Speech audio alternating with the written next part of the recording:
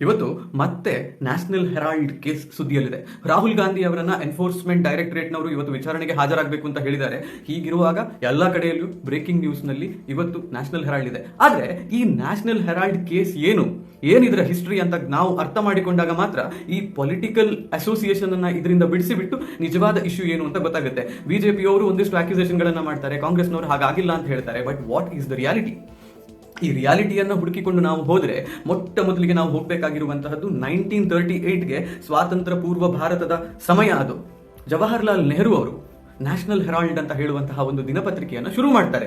ಇದನ್ನ ನಡೆಸಿಕೊಂಡು ಹೋಗೋದಕ್ಕೆ ಅಸೋಸಿಯೇಟೆಡ್ ಜರ್ನಲ್ಸ್ ಲಿಮಿಟೆಡ್ AJL ಅಂತ ಹೇಳುವಂತಹ ಒಂದು ಕಂಪನಿ ಕೂಡ ಸೆಟಪ್ ಆಗುತ್ತೆ. ಇದರಲ್ಲಿ 5,000 ಜನ ಸ್ವಾತಂತ್ರ್ಯ ಹೋರಾಟಗಾರರದ್ದು ಶೇರ್ ಇತ್ತು ಅಂತ ಹೇಳ್ತಾರೆ. ಹೀಗೆ ಶುರುವಾದಂತಹ ಪತ್ರಿಕೆ 1938 ನಲ್ಲಿ ಇದು ಶುರು ಆಗ್ಬೇಕಾದ್ರೆ ಇನ್ನೆರಡು ಪತ್ರಿಕೆಯನ್ನ AJL ನ ಮೂಲಕ ಹೊರತರ್ತಾರೆ. ಒಂದರ ಹೆಸರು ಕ್ವಾಮಿ ಆವಾಜ್ ಅಂತ, ಇದು ಉರ್ದು ಪತ್ರಿಕೆ ಆಗಿರುತ್ತೆ. ಇನ್ನೊಂದು ನವಜೀವನ್ ಅಂತ ಹೇಳುವಂತಹ ಹಿಂದಿ ದಿನಪತ್ರಿಕೆಯನ್ನು ಕೂಡ ಹೊರಗೆ ತರ್ತಾರೆ. ಇವರು ಭಾರತದ ಪರವಾಗಿ ಒಪಿನಿಯನ್ ಗಳನ್ನ ಬರೀತಾ ಇದ್ರಂತೆ, ಬ್ರಿಟಿಷರನ್ನ ಫಿಯರ್ಸ್ ಆಗಿ ಅಪೋಸ್ ಮಾಡ್ತಾ ಇದ್ರಂತೆ. ಈ ಕಾರಣಕ್ಕೆ 1942 ನಲ್ಲಿ ಬ್ರಿಟಿಷರು ನ್ಯಾಷನಲ್ ಹೆರಾಲ್ಡ್ ಅನ್ನ ಬ್ಯಾನ್ ಮಾಡ್ತಾರೆ. ಹೀಗೆ ಬ್ಯಾನ್ ಆದಂತಹ ಪತ್ರಿಕೆ ಮತ್ತೆ 3 ವರ್ಷಗಳ ಕಾಲ ಕಾರ್ಯಾಚರಣೆಯನ್ನ ಮಾಡೋದಿಲ್ಲ. 1945 ಅಂದ್ರೆ 1945ರಲ್ಲಿ ಈ ಪತ್ರಿಕೆ ಮತ್ತೆ ಸರ್ಕ್ಯುಲೇಷನ್ ಅನ್ನ ಸ್ಟಾರ್ಟ್ ಮಾಡುತ್ತೆ. ಹೀಗೆ ಸ್ಟಾರ್ಟ್ ಆದಾಗ ಕೂಡ ಜವಾಹರ್ಲಾಲ್ ನೆಹರು ಅವರು ಇದರ ಚೇರ್ಮನ್ ಆಗಿದ್ರು. ಮುಂದೆ ಭಾರತಕ್ಕೆ 1947ರಲ್ಲಿ ಸ್ವಾತಂತ್ರ್ಯ ಬಂದಾಗ ಚೇರ್ಮನ್ ಹುದ್ದೆಗೆ ಜವಾಹರ್ಲಾಲ್ ನೆಹರು ಅವರು ರಾಜೀನಾಮೆಯನ್ನು ಕೊಡ್ತಾರೆ, ಭಾರತದ ಪ್ರಧಾನಮಂತ್ರಿ ಆಗ್ತಾರೆ. ಪತ್ರಿಕೆ AJL ನ ಲೀಡರ್ಶಿಪ್ ನಲ್ಲಿ ಮತ್ತೆ ಮುಂದೆ ಹೋಗುತ್ತೆ. ಹೀಗೆ ಹೋದಂತಹ ಪತ್ರಿಕೆಯದ್ದು ಒಂದು ಇಂಪಾರ್ಟೆಂಟ್ ಈವೆಂಟ್ ಆಗುವಂತಹದ್ದು 1963ರಲ್ಲಿ 25ನೇ ವರ್ಷದ ಸೆಲೆಬ್ರೇಷನ್ ಅಥವಾ ಸಿಲ್ವರ್ ಜುಬಿಲಿ ಸೆಲೆಬ್ರೇಷನ್ ಇರುತ್ತೆ. ಇಲ್ಲಿಗೆ ಜವಾಹರ್ಲಾಲ್ ನೆಹರು ಅವರು ಬಂದುಬಿಟ್ಟು ಒಂದಿಷ್ಟು ಮಾತುಗಳನ್ನಾಡ್ತಾರೆ. ಇದರಲ್ಲಿ ಸ್ಪೆಸಿಫಿಕ್ ಆಗಿ ನಾವು ನೋಡಬೇಕಾಗಿರುವಂತಹ ಮಾತು ಏನು ಅಂತ ಹೇಳಿದ್ರೆ, ಅವರ ಪ್ರಕಾರ National Herald was a nationalistic newspaper but with an inclination towards Congress ideology ಅಂತ. ಅಂದ್ರೆ ಕಾಂಗ್ರೆಸ್ ಐಡಿಯಾಲಜಿಯನ್ನ ಬಿತ್ತರಿಸುವಂತಹ ನ್ಯೂಸ್ ಪೇಪರ್ ಇದಾಗಿತ್ತು ಅಂತ ಜವಾಹರ್ಲಾಲ್ ನೆಹರು ಅವರೇ ಹೇಳ್ತಾರೆ. ಹೀಗೆ ಇದ್ದಂತಹ ನ್ಯಾಷನಲ್ ಹೆರಾಲ್ಡ್ ಮತ್ತೆ ಸುದ್ದಿಗೆ ಬರುವಂತಹದ್ದು 2008 ಆಗ್ಬೇಕಾದ್ರೆ, ಫ್ರಮ್ 1963 ಅಥವಾ 1947 ನಿಂದ 2008ರವರೆಗೆ ಆಗ್ಬೇಕಾದ್ರೆ ನ್ಯಾಷನಲ್ ಹೆರಾಲ್ಡ್ ನ ಸರ್ಕ್ಯುಲೇಷನ್ ಕಮ್ಮಿ ಆಗುತ್ತೆ, ಪಾಪ್ಯುಲಾರಿಟಿ ಕಮ್ಮಿ ಆಗುತ್ತೆ, ಬಿಸ್ನೆಸ್ ತೀರಾ ಹಾಳಾಗಿ ಹೋಗುತ್ತೆ. ಹೀಗೆ ಆದಂತಹ ಪತ್ರಿಕೆ 2008ರಲ್ಲಿ ತನ್ನ ಆಪರೇಷನ್ಸ್ ಅನ್ನ ಮತ್ತೊಮ್ಮೆ ನಿಲ್ಲಿಸುತ್ತೆ. ಕಾರಣ ಏನು ಅಂತ ಹೇಳಿದ್ರೆ, ಅಕ್ಯುಮುಲೇಟೆಡ್ ಡೆಟ್ ಇಂದಾಗಿ, ಅಂದ್ರೆ ಅವರ ಬಳಿಯಲ್ಲಿ ಇದ್ದಂತಹ ಸಾಲದಿಂದಾಗಿ 90 ಕೋಟಿಯಷ್ಟು ಸಾಲ 2008ರ ವೇಳೆಗೆ ನ್ಯಾಷನಲ್ ಹೆರಾಲ್ಡ್ ಬಳಿಯಲ್ಲಿ ಇರುತ್ತೆ. ಇಂತಹ ಸಾಲದಿಂದಾಗಿ ಕಂಪನಿ ಮುಚ್ಚುತ್ತೆ ಅಂತ ಹೇಳಿ ಆಗುವಾಗ ಮತ್ತೆ ಅವರು ಹೋಗುವಂತಹದ್ದು ಅಥವಾ ಅವರ ಬಳಿಗೆ ಬರುವಂತಹದ್ದು ಇಂಡಿಯನ್ ನ್ಯಾಷನಲ್ ಕಾಂಗ್ರೆಸ್. ಹೀಗೆ ಕಾಂಗ್ರೆಸ್ ಪಾರ್ಟಿ ಬಂದು ಬಿಟ್ಟು ಏನ್ ಹೇಳುತ್ತೆ ಅಂತ ಹೇಳಿದ್ರೆ, ನಿಮ್ಮ 90 ಕೋಟಿ ಸಾಲವನ್ನ ನಾವು ನಿಮಗೆ ಸಾಲವನ್ನಾಗಿ ಕೊಡ್ತೇವೆ, ಅದನ್ನು ಸಾಲವನ್ನ ತೀರಿಸಿಬಿಟ್ಟು ಆಪರೇಷನ್ಸ್ ಸ್ಟಾರ್ಟ್ ಮಾಡಿ ಅಂತ. ಅದು ಆದ ಮತ್ತೆ 2 ವರ್ಷಗಳ ಕಾಲ ಏನಾಗುತ್ತೆ ಅನ್ನೋದ್ರ ಬಗ್ಗೆ ಕ್ಲಾರಿಟಿ ಇಲ್ಲ. Because National Herald did not start again. ಆ ಸಾಲವನ್ನು ಅವರು ತೀರಿಸಿದ್ರಾ ಅಂತ ಹೇಳೋದಕ್ಕೆ ಕ್ಲಾರಿಟಿ ಇಲ್ಲ. ಬಟ್ ಕಾಂಗ್ರೆಸ್ ನ್ಯಾಷನಲ್ ಹೆರಾಲ್ಡ್ಗೆ ಸಾಲ ಕೊಟ್ಟದ್ದು ಹೌದು. ಇದು ಆದ್ಮೇಲೆ 2010 ಕಾಂಗ್ರೆಸ್ ಪಾರ್ಟಿಯಲ್ಲಿ ಒಂದು ವಿಚಾರ ನಡೆಯುತ್ತೆ. ಅವ್ರು ಏನ್ ಮಾಡ್ತಾರೆ ಅಂತ ಹೇಳಿದ್ರೆ, ಯಂಗ್ ಇಂಡಿಯಾ ಅಂತ ಹೇಳುವಂತಹ ಹೊಸ ಕಂಪನಿಯನ್ನ ಸ್ಟಾರ್ಟ್ ಮಾಡ್ತಾರೆ.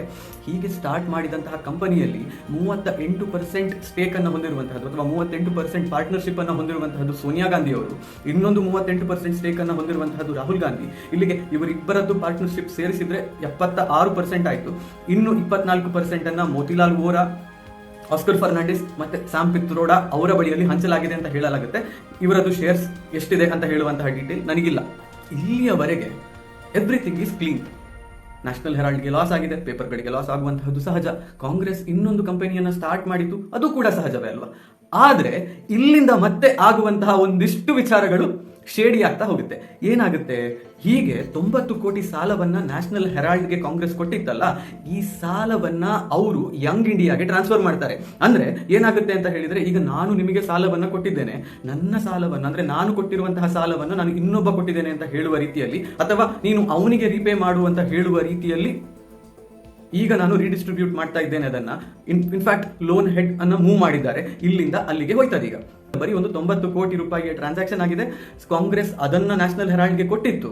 ಈಗ ನ್ಯಾಷನಲ್ ಹೆರಾಲ್ಡ್ ಕಾಂಗ್ರೆಸ್ಗೆ ವಾಪಸ್ ಕೊಡುವ ಬದಲು ಯಂಗ್ ಇಂಡಿಯಾ ಅಂತ ಹೇಳುವಂತಹ ಕಂಪನಿಗೆ 90 ಕೋಟಿ ರೂಪಾಯಿಯನ್ನ ಕೊಡಿ ಅಂತ ಹೇಳ್ತಾರೆ.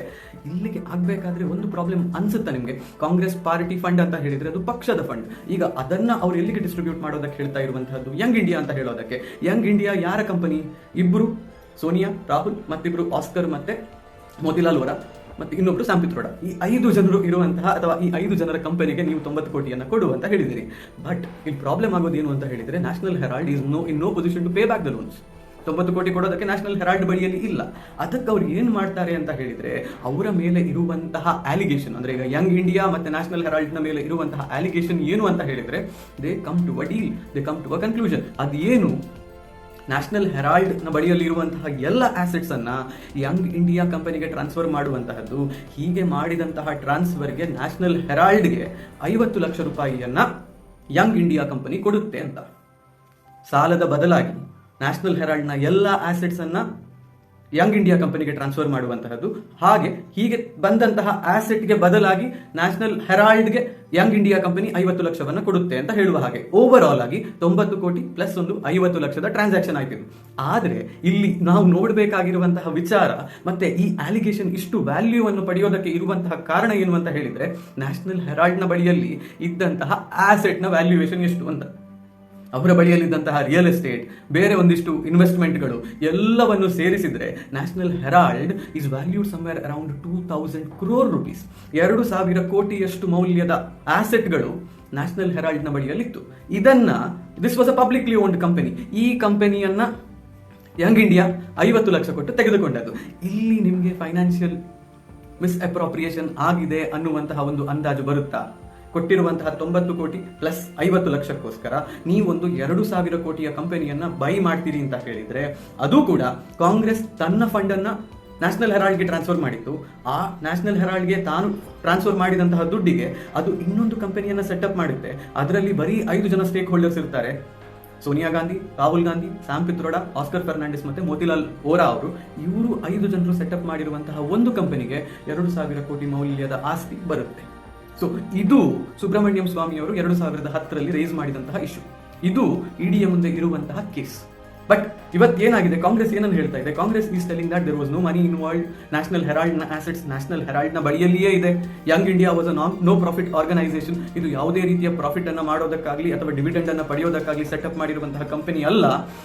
ನಾವು ಯಾವುದೇ ರೀತಿಯ ಫೈನಾನ್ಷಿಯಲ್ಸ್ ನಲ್ಲಿ ಇನ್ವಾಲ್ವ್ ಆಗಿಲ್ಲ ಅಂತ ಹೇಳ್ತಾ ಇದೆ. ಈಗ ಇವರು ಹೇಳ್ತಾ ಇರುವಂತಹದ್ದು ಸತ್ಯ ಅಂತ ಹೇಳಿ ಆದ್ರೆ they can fight it in the court. ಈಗ ಇಡೀ ತಾನು ಮಾಡಿರುವಂತಹ ಅಲಿಗೇಷನ್ ಸತ್ಯ ಅಂತ ಹೇಳಿ ಅದರ ಬಳಿಯಲ್ಲಿ ಪ್ರೂಫ್ ಇದ್ರೆ they can still fight it in the court. ಎರಡೂ ಪಾರ್ಟಿಗಳಿಗೆ there is no political vendetta here. ಇದನ್ನ ಸ್ಟ್ರೈಟ್ ಫಾರ್ವರ್ಡ್ ಆಗಿಬಿಟ್ಟು ಕೋರ್ಟ್ ಅಲ್ಲಿ ಹೋಗಿ ಡಿಸ್ಕಷನ್ ಮಾಡಿಬಿಟ್ಟು ಇನ್ವೆಸ್ಟಿಗೇಷನ್ ಮಾಡಿ, ಓಕೆ ಅಲ್ಲಿ ಫೈನಾನ್ಷಿಯಲ್ ಮಿಸ್ಅಪ್ರೋಪ್ರಿಯೇಷನ್ ಇದೆ ಅಂತ ಹೇಳಿದ್ರೆ ಅದು ಇದೆ ಅಂತ ಒಪ್ಪಿಕೊಳ್ಳುವಂತಹದ್ದು, ಇಲ್ಲ ಅಂತ ಹೇಳಿ ಆದ್ರೆ ನೋ ವಿ ಆರ್ ಕ್ಲೀನ್ ಅಂತ ಹೇಳಿಬಿಟ್ಟು ಹೊರಗೆ ಬರಬೇಕಾಗಿರುವಂತದ್ದು ಎರಡೇ ವಿಚಾರ ಇರೋದಿಲ್ಲ. ಬಟ್ ಎಲ್ಲವನ್ನು ಪೊಲಿಟಿಸೈಸ್ ಮಾಡುವಂತಹ ಈ ದೇಶದಲ್ಲಿ ಇದು ಕೂಡ ಪೊಲಿಟಿಕಲ್ ಫಾರ್ಮ್ ಅನ್ನ ಪಡಿತಾ ಇದೆ. ನನ್ನ ವಿರುದ್ಧ ಅಥವಾ ನಮ್ಮ ವಿರುದ್ಧ ಸೆಂಟ್ರಲ್ ಏಜೆನ್ಸಿಗಳನ್ನ ಬಿಜೆಪಿ ಬಳಸ್ತಾ ಇದೆ ಅಂತ ಕಾಂಗ್ರೆಸ್ ಹೇಳ್ತಾ ಇದೆ. ಇಲ್ಲ, ಇವರು ಅಧಿಕಾರದಲ್ಲಿ ಇದ್ದಾಗ ಮತ್ತೆ ಇವರ ಬಳಿಯಲ್ಲಿ ಪವರ್ ಇದ್ದಾಗ ಇವರು ಮಿಸ್ಅಪ್ರೋಪ್ರಿಯೇಷನ್ಸ್ಗೆ ಇಳಿದಿದ್ರು ಅಂತ ಹೇಳಿಕೊಂಡು ಬಿಜೆಪಿ ಹೇಳ್ತಾ ಇದೆ. ಇದಿಷ್ಟು ಇವತ್ತು ಆಗ್ತಾ ಇರುವಂತಹ ವಿಚಾರ. So this is the National Herald and Young India story. ಈ ಕಾರಣಕ್ಕಾಗಿ ಇವತ್ತು ರಾಹುಲ್ ಗಾಂಧಿ ಅವರು ಇಡಿಯ ಎನ್ಕ್ವೈರಿಯನ್ನು ಫೇಸ್ ಮಾಡೋದಕ್ಕೆ ಹೋಗ್ತಾ ಇದ್ದಾರೆ. 23ಕ್ಕೆ ಸೋನಿಯಾ ಗಾಂಧಿ ಅವರು ಹೋಗುವಂತಹದ್ದು ಸಾಧ್ಯತೆ ಇದೆ. So this is the story. ಇದು ಇಲ್ಲಿ ಇರುವಂತಹ ಪಾಲಿಟಿಕ್ಸ್ ಇಲ್ಲದ ಒಂದು ಕತೆ. ಈ ಕಥೆ ನಿಮಗೆ ಇಷ್ಟ ಆಯ್ತು ಅಂತ ಯೋಚನೆ ಮಾಡ್ತೀನಿ, ಹೋಗಿ ಬರ್ತೀನಿ.